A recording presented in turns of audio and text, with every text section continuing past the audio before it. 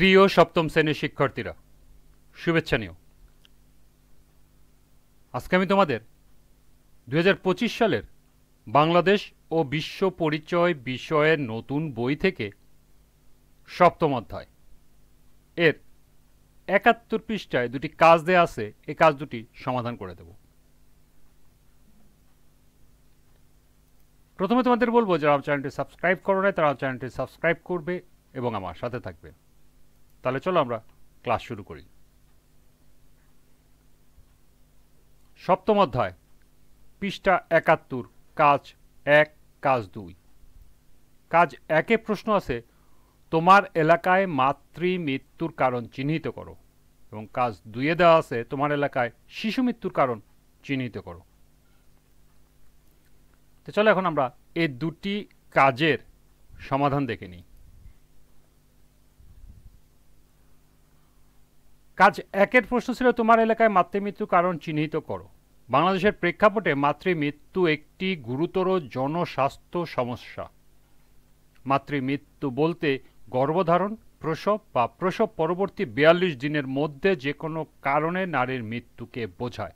আমার এলাকায় মাতৃমৃত্যুর কারণ নিম্নে উপস্থাপন করা হলো। 1. প্রসবের পর অতিরিক্ত রক্তক্ষরণ হলে দ্রুত চিকিৎসা না পাওয়ার কারণে মৃত্যু। 2. উচ্চ রক্তচাপের কারণে গর্ভবতী নারীর খিঁচুনি হয়, যা মৃত্যুর দিকে ঠেলে দেয়। 3.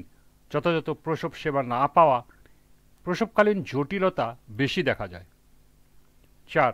অপারেশনের সময় জীবাণু সংক্রামক হলে তা মারাত্মক আকার দেখা যায়। 5. প্রজনন স্বাস্থ্য সম্পর্কে সচেতনতার অভাব মাতৃমৃত্যুর একটি কারণ। 6. গর্ভাবস্থায় পর্যাপ্ত পুষ্টি ও আয়রনের ঘাটতি থাকলে গর্ভবতী নারীর মৃত্যু ঝুঁকি বেড়ে যায়। 7. অনিরাপদ ও ঝুঁকিপূর্ণ গর্ভপাতের ফলে মৃত্যুবরণ করে। 8. স্বাস্থ্যসেবার প্রতি অনীহা ও কুসংস্কার মৃত্যু ঝুঁকি বেড়ে যায়। 9. বিশুদ্ধ পানির অভাব ও দুর্বল স্যানিটেশন ব্যবস্থা মৃত্যু ঝুঁকি বেড়ে যায়। এবং 10. নারী শিক্ষার অভাব মাতৃমৃত্যুর একটি কারণ। কাজ 2-এর প্রশ্ন ছিল, তোমার এলাকায় শিশু মৃত্যুর কারণ চিহ্নিত করো। বাংলাদেশে শিশু মৃত্যুর হার উল্লেখযোগ্য হারে হ্রাস পেলেও উন্নত দেশসমূহের তুলনায় এই হার অনেক বেশি।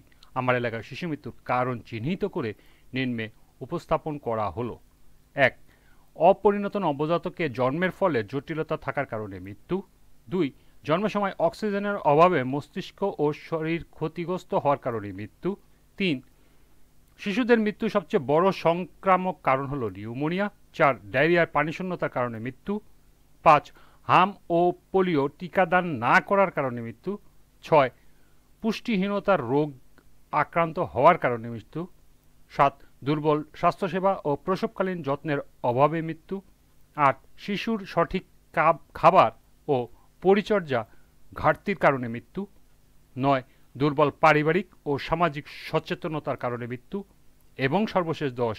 ঘন বসতিপূর্ণ ও অস্বাস্থ্যকর পরিবেশে বসবাসের কারণে মৃত্যু। এই ছিল এই দুটি কাজের সমাধান। তোমরা এগুলো এখান থেকে নোট করে নিতে পারো।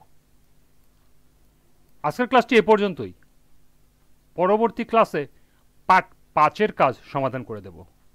সবাইকে আবারও বলছি, যারা আমার চ্যানেলটি সাবস্ক্রাইব করো না তারা আমার চ্যানেলটি সাবস্ক্রাইব করবে এবং আমার সাথে থাকবে। সবাইকে পরবর্তী ক্লাস দেখার আমন্ত্রণ জানিয়ে আজকের মতো আমি এখানেই বিদায় নিচ্ছি। আল্লাহ হাফেজ।